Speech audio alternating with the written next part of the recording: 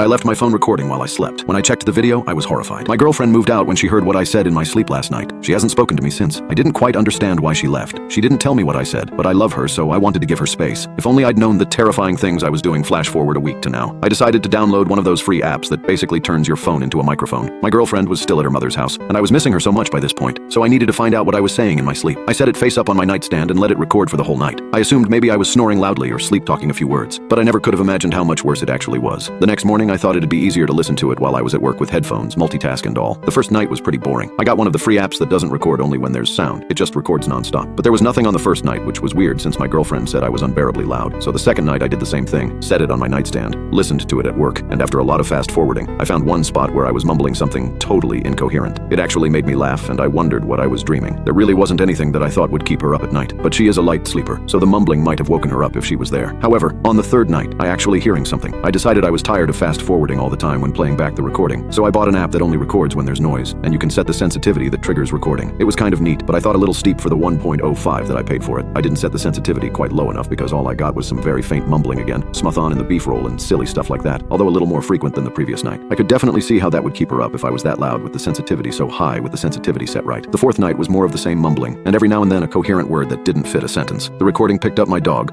Lilith, moving around and breathing. At one point it made me chuckle that she's such a mouth breather, but again it was one more thing to keep my girlfriend awake. I texted her after that night to see how she was doing and let her know I was recording myself at night so I could better understand why she has a hard time sleeping around me. Hey sweetie, how have you been? How's your mom? I asked her. Hey Rylan, I've been good. She is good too. I texted again saying, I just wanted to let you know I've been recording myself at night so I know why you haven't been able to sleep. But a whole 5 minutes went by with no response. She was replying instantly before, so I texted again. I know that probably sounds creepy. I just wanted to show I'm trying to do something about it. I never got a reply to any of my last few messages. I figured I weirded her out with the night recordings, but wasn't going to overthink it. I set my phone up for the fifth night, but forgot to listen to it while I was getting ready in the morning. I was already in the car on my way to work when I thought of it, so I just waited till I was at work. I was sitting at my desk, by my desk with a headphone in one ear. There was a pretty long recording compared to the other nights. I bet my dumb dog was breathing right next to the phone all night. Right away, guess what I heard? Big old breathes from none other than Lilith. I had to laugh. Here, I thought I was talking in my sleep, and it was just my dog snoring that was keeping my girlfriend awake. In the middle of the recording, I got a text from her. Sorry, my phone died and wouldn't charge yesterday. It isn't you that keeps me up, it's the other voices. What does that mean? The recording was still playing in the background. Erlen, what was I saying? Ryle. It kind of sounded like I was saying my name. I don't know.